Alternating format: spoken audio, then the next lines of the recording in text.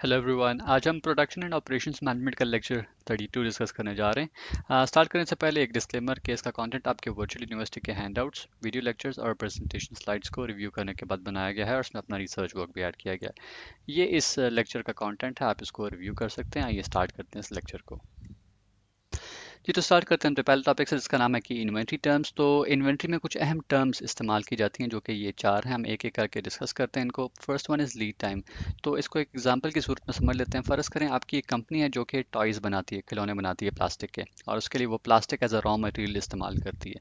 तो जो प्लास्टिक का रॉ मटेरियल है वो वक्त के साथ साथ जब इस्तेमाल होता रहा तो वो इतना कम हो गया कि अब आपको ऑर्डर करना है और प्लास्टिक का, ठीक है। तो आपने एक सप्लायर से कहा कि आपको 3 कंटेनर्स चाहिए। तो जिस टाइम आपने वो ऑर्डर प्लेस किया, ठीक है, उस टाइम से लेकर जब तक आपको सप्लायर ने आपका वो ऑर्डर उन 3 कंटेनर्स का डिलीवर नहीं किया, ठीक है, इस दौरान जितना भी टाइम लगा उसको लीड टाइम कहते हैं। ठीक है, फ़र्ज़ करें 10 तारीख को ऑर्डर प्लेस किया गया था प्लास्टिक के 3 कंटेनर्स का, और उसके बाद 13 तारीख को आपको वो ऑर्डर 3 कंटेनर्स का डिलीवर हुआ, तो 3 दिन लगे। ठीक है, तो ये 3 दिन जो है ये लीड टाइम कहलाता है। ठीक है, time interval between ordering and receiving the order. तो this is the lead time. Next देखते हैं। इसके बाद हमारे पास है होल्डिंग या कैरिंग कॉस्ट भी इसको कहते हैं। तो ये वो खर्चे होते हैं जो कि एक कंपनी को तब पे करना पड़ते हैं जब वो कोई इन्वेंट्री या कोई ऐसा सामान जो कि प्रोडक्शन में इस्तेमाल होना है वो अपने पास होल्ड करके रखती है, अपने पास ही रख लेती है। ठीक है, फ़र्ज़ करें आपकी कंपनी है जो कि गाड़ियाँ बनाती है, ठीक है।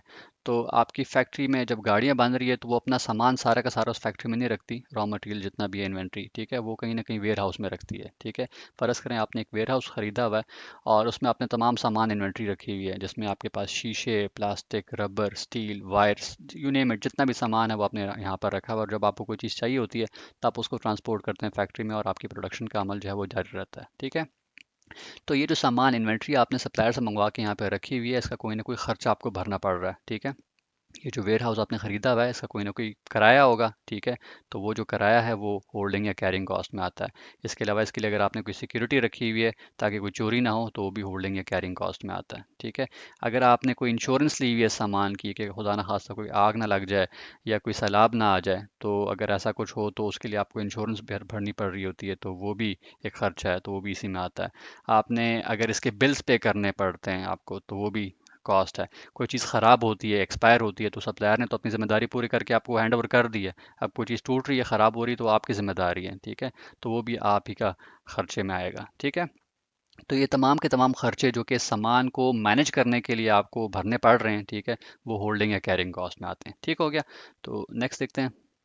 इसके बाद ऑर्डरिंग कॉस्ट में उन खर्चों का जिक्र हो रहा है जो कि आपकी कंपनी को तब पे करना पड़ते हैं जब वो कोई ऑर्डर प्लेस करती है। ठीक है, ऑर्डर किस चीज़ का? आपके पास इन्वेंट्री में सामान जो है वो कम हो गया और अब आपने और ऑर्डर प्लेस करना है ताकि आपको आपका सप्लायर वो ऑर्डर पहुंचा सके और आप अपनी प्रोडक्शन अपनी फैक्ट्री में जारी रख सकें। ठीक है, तो जब भी आपने ये ऑर्डर प्लेस करना है और सामान का अपनी इन्वेंट्री के लिए, तो आपने कॉल्स करना होंगी। ठीक है, कॉल्स करने का मतलब ये है कि आप कोई ना कोई बिल पे कर रहे होंगे उन कॉल्स का, या अगर आपने ईमेल्स करनी है उनको तो ऑब्वियसली बिजली इस्तेमाल हो रही है, सिस्टम इस्तेमाल हो रहा है, कोई मेल का सर्वर एक्सचेंज इस्तेमाल हो रहा है। ठीक है, या लोग इस्तेमाल हो रहे हैं जिनको आप तनख्वाहें दे रहे हैं।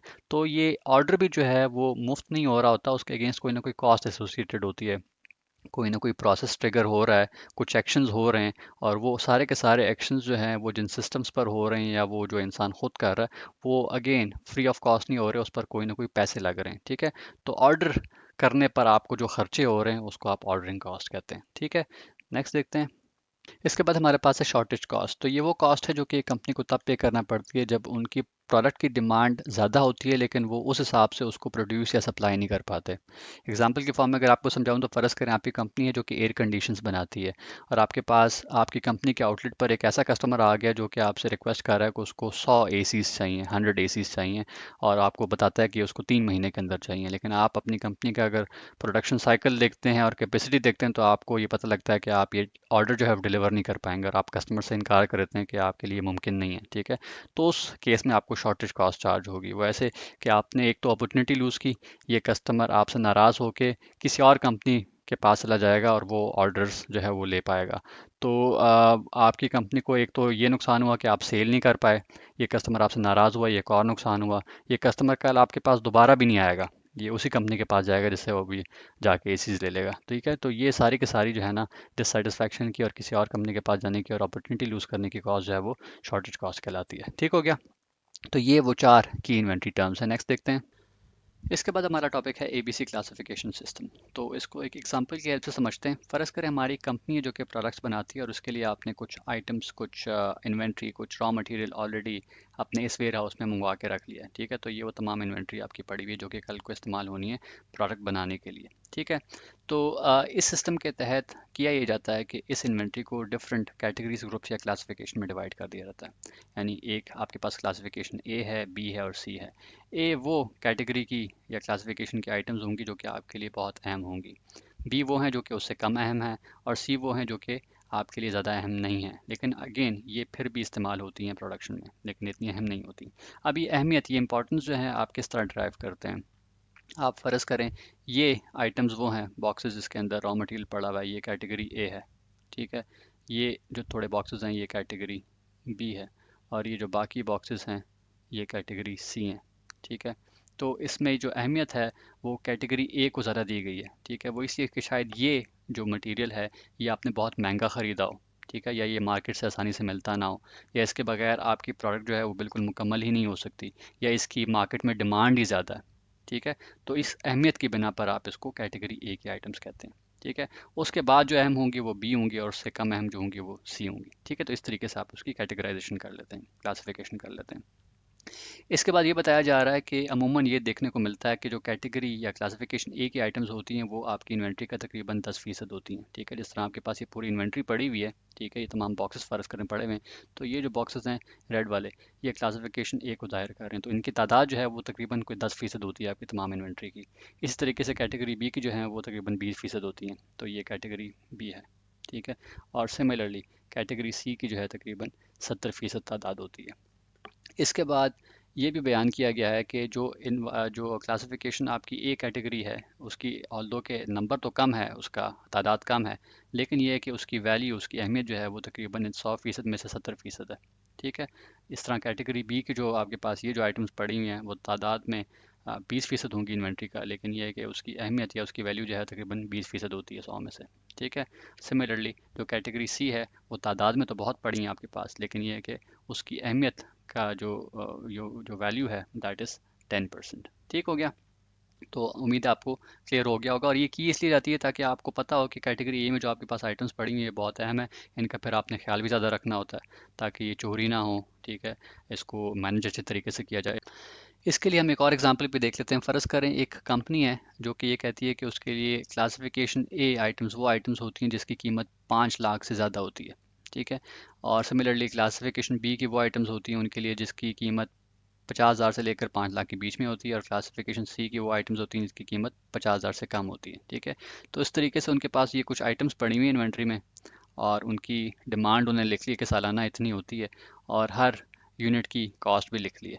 ठीक है, तो डिमांड से अगर हम यूनिट कॉस्ट को मल्टीप्लाई करेंगे तो ये हर एक आइटम की फाइनल वैल्यू निकल रही है उनके पास। ठीक है, ये चारों की चारों वैल्यूज़ आपके पास जो आ रही हैं ये इनकी रिस्पेक्टिव वैल्यूज़ हैं। अब आप देखें उसी क्लासिफिकेशन के तहत आपके हैंडआउट में भी ये क्लासिफिकेशन की गई थी कि इसको रैम को ए कैटेगरी मार्क किया हुआ था। वो इसलिए कि इसकी ओवरऑल वैल्यू, कीमत जो है इस कंपनी के लिए बन रही है 20 लाख रुपए, 2 मिलियन। ठीक है, तो हमने ये देखा था कि इस कंपनी ने पहले कहा हुआ था कि वो आइटम्स जो कि 5 लाख से ज़्यादा की वैल्यू की होंगी उसके लिए कैटेगरी ये होंगी। ये जो 1,25,000 है और ये जो 2 लाख है, ये इसलिए कैटेगरी भी डिफाइन किया गया क्योंकि इसके लिए उन्होंने कहा था कि इसकी कीमत 50,000 से लेकर 5 लाख के बीच में होगी, तो ये इसी में फॉल करती है, इसलिए इसको कैटेगरी बी कह दिया गया। और ये जो मॉनिटर है इसकी वैल्यू जो है वो तकरीबन 25,000 रुपये बन रही है, तो इस कंपनी के लिए ये कैटेगरी सी आइटम्स हैं क्योंकि ये 50,000 से कम वैल्यू की हैं। ठीक है, तो इस तरीके से ये क्लासिफिकेशन की जाती है। नेक्स्ट देखते हैं।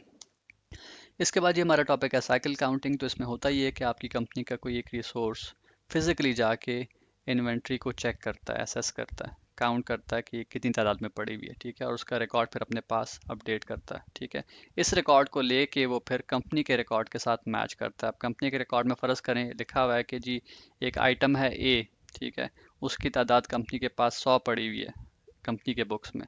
ठीक है, और यहाँ पर जब उसने काउंट किया देखा और इसकी तादाद यहाँ पर 99 आ रही है, ठीक है, तो अपने पास ये रिकॉर्ड करेक्ट करता है यहाँ पर और फिर इसी रिकॉर्ड को यहाँ पर अपडेट करता है। ठीक है, क्योंकि यहाँ पर रिकॉर्ड का करेक्ट होना ज़रूरी है, इसकी बेसिस पर कुछ डिसीजंस हो रहे होते हैं। तो ये तादाद अगर 100 ही निकलती तो इसको 100 ही रहने देता, या अगर कम निकली है या ज़्यादा निकली है तो उसको करेक्ट कर लेता है। तो ये साइकिल जारी रहता है कि यहाँ पर चेक किया गया सामान और फिर उसको रिकॉर्ड उसका अपडेट किया गया। तो ये एक साइकिल की फॉर्म में जो है ये चल रहा होता है कि एक रिसोर्स गया, उसने फिजिकली चेक किया, रिकॉर्ड को फिर अपने पास अपडेट किया, फिर वो गया अपनी कंपनी के रिकॉर्ड्स में, उसको उसके साथ मैच किया। मैच करने पर अगर वो टैली होते हैं तो ठीक है, अगर करेक्शंस करनी है तो करेक्शन करता है। तो ये एक साइकिल जो है वो इस तरीके से चलता रहता है। तो इससे होता ये है कि आपकी कंपनी का जो रिकॉर्ड है इन्वेंट्री का, वो और जो आपके पास फिजिकल इन्वेंट्री कहीं पड़ी हुई है, ठीक है, वो आपस में बार बार रिकंसाइल हो रही होती है और आपके पास करेक्ट स्टार्ट्स अपडेट हो रहे होते हैं। ठीक हो गया। इसके बाद हमारे पास साइकिल काउंटिंग से रिलेटेड कुछ अहम सवाल अक्सर पूछे जाते हैं मैनेजमेंट से, और फिर मैनेजमेंट ही इस पर डिसाइड करती है कि क्या करना चाहिए।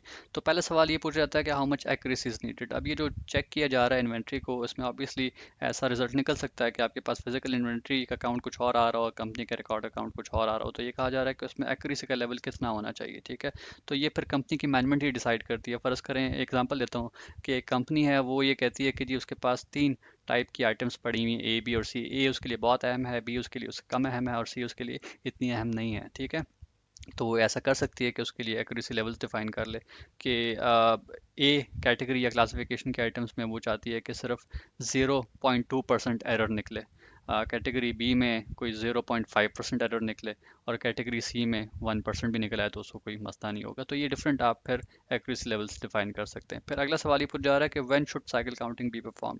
तो ये भी कंपनी टू कंपनी वेरी करता है। ज़्यादातर ये कहा जाता है कि ये काउंटिंग का ये अमल जो है वो तब परफॉर्म किया जाए जब आपके पास इन्वेंट्री की तादाद कम हो, ताकि वो आसानी से आप उसकी काउंटिंग कर पाएँ।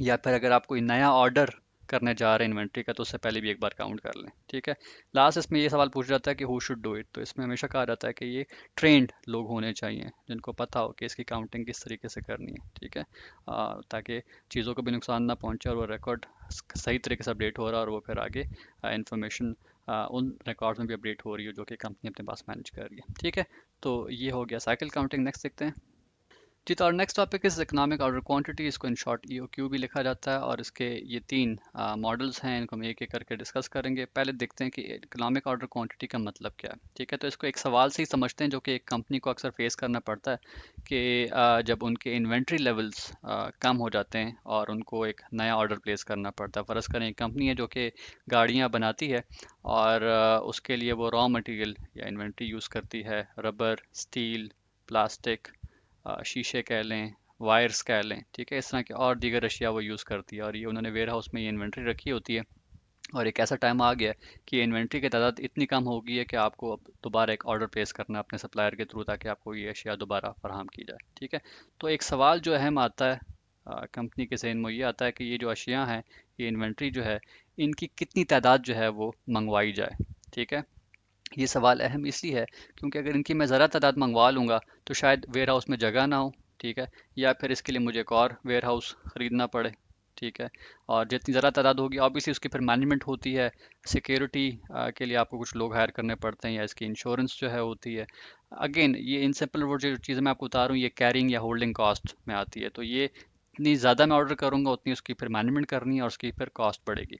या अगर ये आइटम्स मैं कम तादाद में मंगवा लेता हूँ, ठीक है, तो उससे भी ये नुकसान हो सकता है कि कल को मुझे दोबारा रीऑर्डर करना पड़ेगा, और रीऑर्डर से ये होगा कि उस पर भी एक कॉस्ट चार्ज होती है। मतलब आपने कॉल्स करना होंगी, सप्लायर्स को एसेस करना होगा, ईमेल्स करना होंगी, टाइम यूटिलाइज होगा।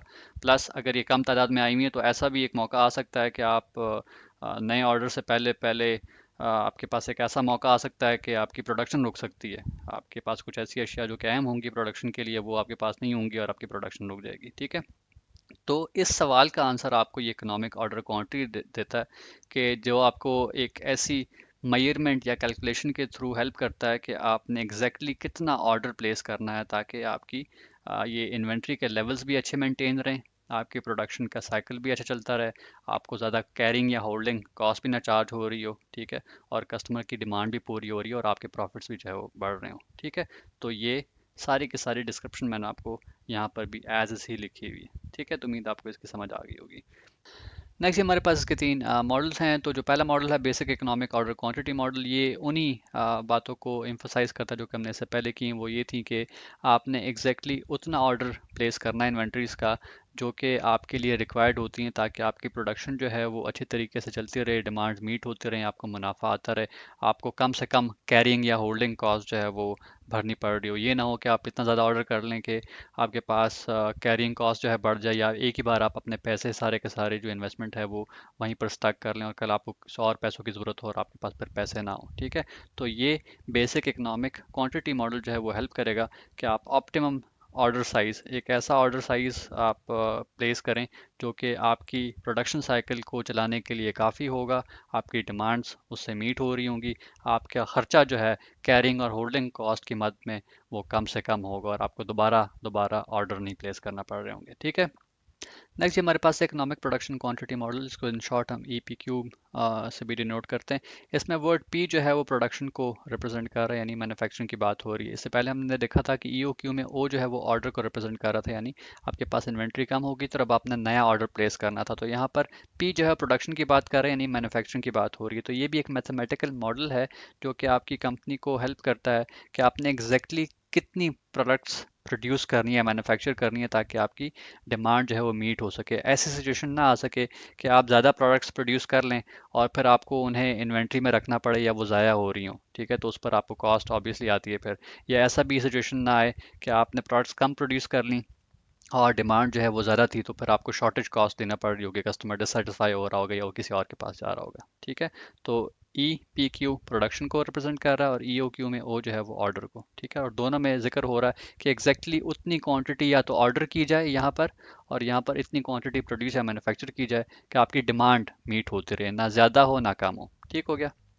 नेक्स्ट जी हमारे पास है क्वांटिटी डिस्काउंट मॉडल। तो इसमें होता है कि एक कंपनी अपनी सेल्स को बढ़ाने के लिए कस्टमर्स को कुछ डिस्काउंट ऑफर करती है, और इस डिस्काउंट के लिए एक शर्त होती है, कंडीशन होती है कि आप हमसे ज़्यादा तादाद में प्रोडक्ट्स ख़रीदें तो आपको हम ज़्यादा डिस्काउंट देंगे। ठीक है, तो जिस तरह यहाँ पर एक टेबल गिवन है कि उसमें लिखा हुआ है कि अगर आप हमसे 1000 से कम प्रोडक्ट्स लेंगे तो आपको कोई डिस्काउंट नहीं देंगे, आपको हर जो है प्रोडक्ट इतनी ही की कॉस्ट कर रही होगी जितने की हम मार्केट में बेच रहे हैं। ठीक है, लेकिन अगर आप हमसे यही प्रोडक्ट्स जो है वो 1000 से ज़्यादा और 2000 से कम तादाद में ख़रीद रहे होंगे तो फिर आपको 4% डिस्काउंट होगा। जिस पर फिर आपको देखें, अगर ओवरऑल अंदाज़ा लगाएं डॉलर्स रेट में, तो 20 सेंट जो है पर प्रोडक्ट आपको फ़ायदा हो रहा होगा, डिस्काउंट मिल रहा होगा। लास्टली अगर आप हमसे 2000 से ज़्यादा तादाद में प्रोडक्ट्स ख़रीदेंगे तो फिर आपको 5% डिस्काउंट देंगे। तो इससे कंपनी को भी फ़ायदा होता है कि उनकी सेल ज़्यादा हो रही होती हैं। ठीक है, और वो जो ख़रीदार है उसको भी फ़ायदा होता है कि उसको डिस्काउंट मिल रहा है, फिर वो दोबारा दोबारा आके इनसे ख़रीदारी कर रहा होता है, तो विन विन सिचुएशन होती है। ठीक है, तो ये हमारा टॉपिक हो गया इकोनॉमिक ऑर्डर क्वांटिटी का और उसके मॉडल्स हो गए। नेक्स्ट देखते हैं। इसके बाद ये हमारा टॉपिक है assumptions of the basic EOQ model. तो इकोनॉमिक ऑर्डर क्वांटिटी मॉडल के कुछ एजम्पशंस, कुछ रूल्स हैं। ठीक है, जो ये गिवन है 6, इनको एज एज फुलफिल होना ज़रूरी है, अदरवाइज़ फिर आपका ये मॉडल सही तरीके से काम नहीं करेगा। और सही तरीके से काम ना करने का मतलब ये है कि ये कैलकुलेशन या मेजरमेंट नहीं कर पाएगा जो कि हम करना चाह रहे हैं। फॉर इंस्टेंस, हमने अगर इन्वेंट्री मंगवानी है, हमारे पास इन्वेंट्री कम हुई हुई है और हमने इस मॉडल के थ्रू कैलकुलेट करना है कि हमें एग्जैक्टली कितनी इन्वेंट्री चाहिए, तो उसके लिए इन शराइत का इस तरीके से होना ज़रूरी है। ठीक है, क्योंकि इन्वेंट्री अगर ज़्यादा आएगी तो भी आपको कॉस्ट चार्ज होगी, कम होगी तो भी आपको कॉस्ट चार्ज होगी। ज़्यादा के केस में आपको होल्डिंग या कैरिंग कॉस्ट चार्ज होती है, कम के केस में क्योंकि आप डिमांड नहीं फुलफिल कर पाते तो फिर आपको शॉर्टेज कॉस्ट चार्ज हो रही होती है। तो पहली शर्त तो इनकी ये है कि जी only one product is involve. ठीक है, तो ऐसा ना हो कि आपने गाड़ियों के लिए आप गाड़ी की प्रोडक्शन का काम करते हैं, उसके लिए आपने रबर, स्टील, प्लास्टिक, वायर्स, शीशे सब के सब आपने एक साथ भेज दिए इनको कि आप बताएंगे जी इस मॉडल के थ्रू हमें ये कितनी चाहिए। तो ये कह रहे हैं कि जी एक वक्त में हमें एक प्रोडक्ट को लेके चलना है। अगर आपको इसके अगेंस्ट प्लास्टिक चाहिए तो पहले प्लास्टिक की बात करें, इसकी हम कैलकुलेशन करते हैं इस मॉडल के थ्रू कि आपको प्लास्टिक कितना चाहिए, फिर उसके बाद देखते हैं कि रबर कितना चाहिए, तो एक वक्त में एक प्रोडक्ट इन्वॉल्व हो। ठीक है, नेक्स्ट हमारे पास है annual demand requirements are known. अब आपको गाड़ियों के लिए रिक्वायरमेंट्स है इन्वेंट्री की, रबर, स्टील, प्लास्टिक की फॉर इंस्टेंस, तो आपको ये भी पता हो कि सालाना गाड़ियाँ आपकी उसकी डिमांड कितनी है। ठीक है, वो नंबर भी पता होना ज़रूरी है, क्योंकि वो नंबर पता होगा आपको तो आप बेहतर तरीके से फिर उसके अगेंस्ट इन्वेंट्री भी कैलकुलेट कर पाएंगे। डिमांड जो है वो इवनली स्प्रेड हो, गाड़ियों की जो डिमांड है वो इवनली स्प्रेड हो, हर क्वार्टर फर्ज करें साल के 4 क्वार्टर्स हैं तो कुछ इस तरीके से स्प्रेड हुई हो, ठीक है। ऐसा ना हो कि किसी क्वार्टर में डिमांड बहुत बढ़ रही हो, किसी में कम हो रही हो, किसी में बस उतनी रह रही हो, किसी में फिर बढ़ रही हो फिर कम हो रही हो, ठीक है। इतनी ज़्यादा वेरिएशन होगी तो फिर भी ये मॉडल जो है वो सही काम नहीं कर पाएगा। ठीक हो गया। इसके बाद हमारे पास है lead time does not very. Lead time हम ऑलरेडी डिस्कस कर चुके हैं कि वो टाइम जो कि आप ऑर्डर प्लेस करते हैं अपने सप्लायर को और फिर उसके बाद आपका सप्लायर आपको वो ऑर्डर फराहम करके दे रहा होता है। तो अगर फ़र्ज़ करें वो 3 दिन रहता है या 4 दिन रहता है लीड टाइम, ठीक है। तो ऐसा ना हो कि वो कभी 1 दिन हो रहा है तो कभी 4 दिन हो रहा है तो कभी 3 दिन हो रहा है, ठीक है। तो आपका ऑर्डर का जो लीड टाइम है, ठीक है, वो भी कांस्टेंट रह रहा हो, वो इतना ज़्यादा वेरी ना कर रहा हो, ठीक है। फॉर इंस्टेंस अगर आपको सप्लायर 3 दिन में देता है चीज़ें तो हर बार ऐसे ही हो रहा हो कि वो 3 दिन या 3.5 दिन इस तरह करके आपको वो लीड टाइम में आपको इन्वेंट्री डिलीवर कर रहा हो। इसके बाद हमारे पास है each order is received in a single delivery. ऐसा भी ना हो कि आपको आपका वो जो ऑर्डर है, फ़र्ज़ करें आपने गाड़ी के केस में प्लास्टिक के कंटेनर 2 ऑर्डर किए हुए हैं, तो ऐसा ना हो कि ओके जी एक कंटेनर मैं आपको इस तारीख को दूंगा और दूसरा कंटेनर किसी और तारीख को मिलेगा। दोनों कंटेनर्स अगर आपने मंगवाए हुए हैं तो एक ही वक्त में आपको डिलीवर होने चाहिए, ठीक है। और इसके बाद आपको सप्लायर जो है वो कोई क्वांटिटी डिस्काउंट भी ना दे रहा हो, क्योंकि डिस्काउंट पर ऑब्वियसली फिर क्वांटिटी पर आपको डिफरेंट नंबर्स आ रहे होंगे कॉस्ट के, तो वो फिर आपकी कैलकुलेशन जो है इफेक्ट हो सकती हैं, तो आपको कोई क्वांटिटी डिस्काउंट भी ना ऑफर किया जा रहा हो, ठीक है। तो ये एजम्पशंस हैं ईओक्यू मॉडल की। ठीक हो गया, नेक्स्ट देखते हैं। इसके बाद ये हमारे पास है इन्वेंट्री साइकिल। इसको पिक्टोरियल व्यू में एक बार समझने की कोशिश करते हैं। तो हमारे पास एक्स एक्सिस पर डेज यानी दिन गिवन है, ठीक है, और वाई एक्सिस पर हमारी इन्वेंट्री की तादाद या काउंट गिवन है, ठीक है। तो day 0, day 1, day 2, day 3, day 4, day 5, day 7, day 12 और इस तरीके से ये इन्वेंट्री की तादाद है। एज्यूम करते हैं कि हमारी कंपनी जो है वो प्लास्टिक के खिलौने बनाती है और उसके लिए डिमांड है हमारे पास 350 यूनिट्स की, हमारे पास इन्वेंट्री में हमेशा होनी चाहिए, ठीक है। तो 350 प्लास्टिक के पीसेस जो है आपके पास आपकी इन्वेंट्री में मौजूद होने चाहिए। तो डे 0 पर आपके पास 350 मौजूद है। कंपनी की एक और पॉलिसी है कि ये तादाद अगर इस्तेमाल होते होते कम होते होते 100 रह जाए तो आपने फिर नया ऑर्डर प्लेस करना है, ठीक है। और नया ऑर्डर भी आपने 350 यूनिट का ही प्लेस करना है। ठीक हो गया।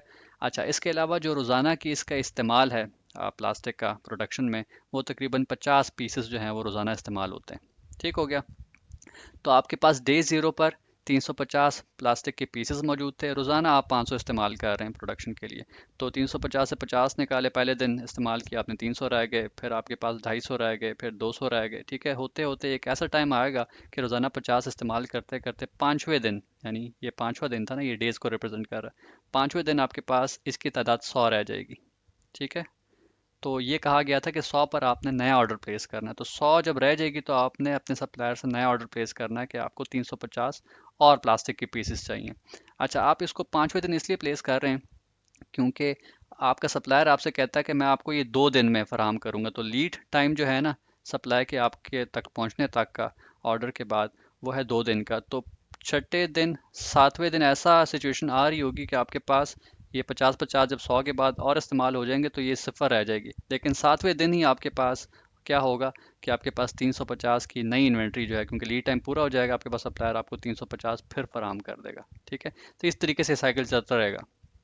फिर पाँचवें दिन आपके पास ऐसा होगा कि 100 यूनिट्स रह जाएंगे, आप नया ऑर्डर प्लेस करेंगे, फिर इतना लीड टाइम रहेगा और यहाँ पर दोबारा आपके पास 350। तो ये एक साइकिल इन्वेंट्री का चलता रहता है। तो ऐसा मौका नहीं आता कि आपके पास इन प्लास्टिक के पीसेस की तादाद इन्वेंट्री में बिल्कुल कम हो जाए, ठीक है।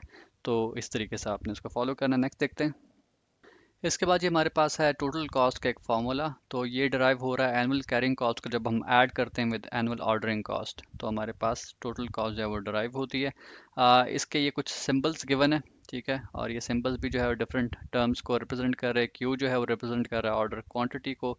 हम अगर पिछले एग्जांपल से इसको कोरिलेट करें तो उसमें जब हम 350 यूनिट्स प्लास्टिक के ऑर्डर कर रहे थे तो हमारे पास क्यू को रिप्रेजेंट कर रहा था, ऑर्डर को रिप्रेजेंट कर रहा था, ठीक है।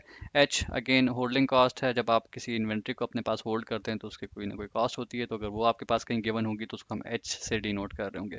डी आपकी प्लास्टिक की टॉयज़ की फैक्ट्री में आप जो टोटल डिमांड आ रही है आपके पास सालाना, ठीक है, आपकी टॉयज़ की, तो वो डी से डिनोट होगी। और ऑर्डरिंग कॉस्ट, अगर आप कहीं पे ऑर्डर कर रहे हैं, आपके पास इन्वेंट्री के लेवल्स कम हो गए हैं और अब आपने री ऑर्डर प्लेस किया है, तो उसकी कॉस्ट को आप एस से डिनोट कर रहे होंगे। ठीक है, तो आपने करना ये है कि इन सिंबल्स को याद रखना है इन टर्म्स के साथ। ठीक है, क्योंकि आपके पास एग्जाम में जब सवाल आएगा तो ये आपको बड़ा क्लियरली लिखा होगा कि एक कंपनी जो है वो इतना ऑर्डर प्लेस कर रही है, वो इतने जो है इन्वेंट्री को होल्ड कर रही है, उसके ये चार्जेस हैं। तो आपने इसी फार्मूला को यूज़ करते हुए सिंपल वो वैल्यूज़ इसके अंदर ऐड करनी है। ठीक है, नेक्स्ट देखते हैं। इसके बाद ये हमारे पास इकोनॉमिक ऑर्डर क्वांटिटी ईओक्यू का एक फार्मूला गिवन है, जो कि एक क्रिटिकल फार्मूला है। अक्सर औकात असाइनमेंट्स में आपका ये आता है और ये एग्जाम के क्वेश्चंस में आता है, तो उसमें जो वैल्यूज़ गिवन होती हैं आपने सिंपल यहाँ पे इंसर्ट करना होती है।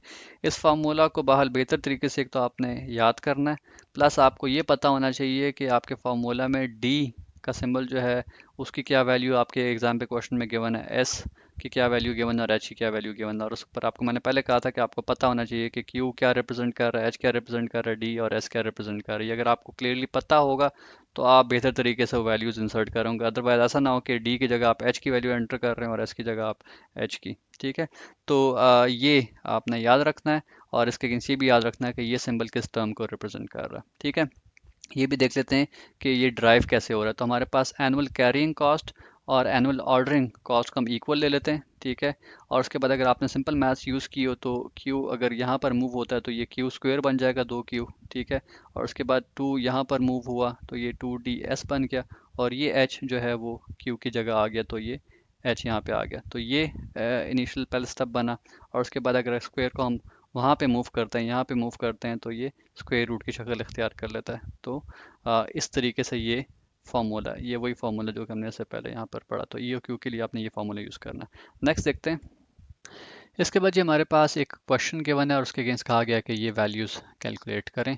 तो इस क्वेश्चन के आंसर को मैं स्टेप बाय स्टेप तो यहाँ पर कैलकुलेट नहीं कर रहा हूँ आपको, लेकिन कुछ टिप्स आपको दे रहा हूँ, कुछ गाइडलाइंस दे रहा हूँ। और उसकी वजह ये है कि आपके पास क्वेश्चन का सिनेरियो और उसकी वैल्यूज़ जो हैं वो एग्जाम में और असाइनमेंट्स में चेंज होती रहती हैं। ठीक है, तो आपने ऐसा नहीं करना जो कि आपके पास हैंडआउट्स में क्वेश्चंस दिए गए हैं और आप उनको रट लें और उसको फिर जो है ना आप समझ रहे हो कि एंटिसिपेट कर रहे हो कि ये एज इस क्वेश्चन आएगा आपके एग्जाम में। ठीक हो गया, तो आपको जो टिप्स मैं दे रहा हूँ आपने उनको फॉलो करना है। फर्स्ट ऑफ ऑल तो आपने क्वेश्चन को समझना है कि उसके अगेंस्ट जो गिवन डाटा है वो क्या है। ठीक है, क्योंकि ये जो पहला पार्ट है गिवन डाटा का ये बड़ा इंपॉर्टेंट है। ठीक है, और ये जो पार्ट है ये डिराइव हुआ है इसी क्वेश्चन से। ठीक है, आपकी जो ओवरऑल डिमांड थी डी, ठीक है, वो ये लिखी गई थी। ठीक है, पहले लिखी हुई है। फिर आपकी जो एनुअल कैरिंग या होल्डिंग कॉस्ट है, ठीक है, वो भी ये गिवन है। ठीक है, फिर आपके पास मशीन सेटअप या ऑर्डर कॉस्ट जो है वो भी यहाँ पर गिवन है। ठीक है, और ये वाला डाटा भी आपके पास गिवन है। तो ये सब कुछ अभी आपके क्वेश्चन से ही डिराइव हुआ।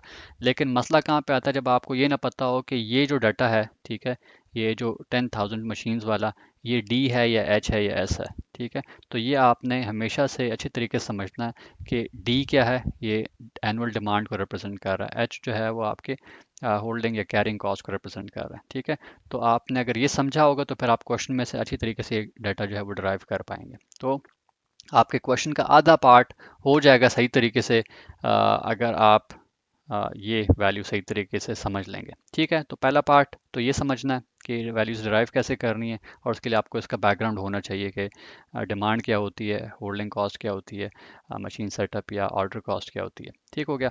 अच्छा, इसके बाद सेकंड टिप ये है कि आपके पास हर जो आपको कहा गया कैलकुलेशन का तरीक़ेकार उसका एक फार्मूला है। ठीक है, जिस तरह हमारे पास EOQ की कैलकुलेशन का ये फार्मूला गिवन है। हमने अगर ये दिखाना है कि नंबर ऑफ़ टाइम्स अगर एक स्टोर को रीऑर्डर करना है तो उसका ये फार्मूला है। ठीक है, similarly length of an order cycle के लिए पहले ये टर्म यूज़ की गई है, फिर उसके बाद ये यूज़ की गई है, फिर हमने ऑलरेडी देख लिया था कि टोटल कॉस्ट की कैलकुलेशन करना होगी, जो हमने यहाँ पर देखा था कि annual carrying cost plus annual ordering cost को यूज़ किया जाता है। ठीक है, तो ये जो फार्मूलाज है ये आपने याद करने हैं। ठीक है, इसका और कोई हल नहीं है, ये आपने याद करने हैं। ये याद होंगे तो आप इन वैल्यूज़ को इसके अंदर सही तरीके से इंसर्ट कर पाएंगे। ठीक हो गया, तो ये तो सेकंड एक स्टेप है, एक गाइडलाइन है मेरी एंड से। तीसरी ये है कि अब आपने गिवन डाटा भी पता लगा लिया, आपको फार्मूला भी पता है। अब मसला ये है कि इस फार्मूला के अंदर आपने डाटा भी ऐड कर लिया। अब डी ये था, ठीक है, एस हमारे पास ये है, ठीक है, एच हमारे पास ये है। अब आपने ये बना तो लिया है, लेकिन इसकी कैलकुलेशन भी करना आती है या नहीं आती, उसको आपने एक बार प्रैक्टिस करना है। ठीक है, अब जैसे फॉर इंस्टेंस ये अगर आपने वैल्यू लिख ली और उसके बाद आपको कैलकुलेशन नहीं आ रही या कभी की नहीं है, तो फिर आपके पास ये वैल्यू कभी नहीं आएगी। ठीक है, तो मैं आपको एक बार ये दिखा देता हूँ। फॉर इंस्टेंस हमने अगर ये कैलकुलेट करना होगा, ये मैंने इसका फार्मूला लिख दिया है। अगर आपके पास माइक्रोसॉफ्ट एक्सेल हो और आपके पास अलाउड होता है आपको एग्जाम में एम एस एक्सेल यूज़ करना, ठीक है, तो उसके थ्रू आप ये कैलकुलेट कर सकते हैं बड़े आसानी से। तो इसको एक बार हम कैलकुलेट करके भी देख लेते हैं। ये मैंने एम एस एक्सेल ओपन किया, गिवन था 2 इंटू 10,000 इंटू 10,000। ठीक है, तो स्क्वायर रूट के लिए मैं पहले लिखूंगा स्क्वायर रूट का formula is equal to SQRT। ठीक है, ब्रैकेट ओपन एक बार इसके लिए, एक बार दोबारा भी ओपन करूंगा। ठीक है, और उसके बाद लिखूंगा 2 इंटू 10,000 इंटू 10,000। तो 2 इंटू के लिए मल्टीप्लिकेशन के लिए इस डायरेक्ट का यूज़ होता है, शिफ्ट के साथ मैंने 8 की प्रेस की। ठीक है, इंटू 10,000 लिखा, फिर दोबारा शिफ्ट के साथ ये 8 की प्रेस की जिस पर इस तरह का आ रहा है, तो जो कि मल्टीप्लिकेशन को शो करता है, और फिर 10,000 लिखा, फिर ब्रैकेट एक बार क्लोज की। ठीक है, फिर डिवाइड कर रहा हूँ मैं। ठीक है, डिवीजन के लिए मैंने साइन यूज़ किया, और फिर मैंने लिखा 2500। ठीक है, 2500, और फिर ब्रैकेट क्लोज की। ठीक है, एंटर की प्रेस करूँगा तो देखिए मेरे पास वही वैल्यू आई जो कि मांगी गई थी। ठीक है, 283। ठीक है, इसको अगर मैं राउंड डाउन करूंगा तो ये 283 हो जाएगी। ठीक हो गया। तो ये कैलकुलेशन का आपको आना भी ज़रूरी है। अगर ये नहीं आती तो आपने डाटा तो ड्राइव कर लिया, उसको फॉर्मूला में इंसर्ट भी कर लिया, लेकिन रिजल्ट गलत निकाल रहे होंगे। ठीक हो गया। तो ये था जी हमारा आज का ओवरऑल लेक्चर। उम्मीद है आपको पसंद आया होगा। इसके अगेंस्ट आप कमेंट्स लाजमन दीजिएगा। आपसे फिर नेक्स्ट लेक्चर में मुलाकात होती है। Thank you for watching this video.